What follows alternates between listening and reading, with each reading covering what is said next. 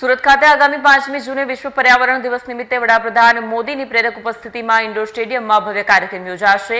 કાર્યક્રમના નોડલ અધિકારી તરીકે ઉર્જા અને પેટ્રોકેમિકલ્સ વિભાગના અગ્ર સચિવ અશ્વિની કુમારે ઉચ્ચ અધિકારીઓ સાથે સમીક્ષા બેઠક યોજી તડામાર તૈયારીઓનો રસ્તો કર્યો। સુરત ખાતે આગામી 5મી જૂને વિશ્વ પર્યાવરણ દિવસ નિમિત્તે વડાપ્રધાન નરેન્દ્ર મોદીની પ્રેરક ઉપસ્થિતિમાં ઇન્ડોર સ્ટેડિયમમાં ભવ્ય કાર્યક્રમ યોજાશે।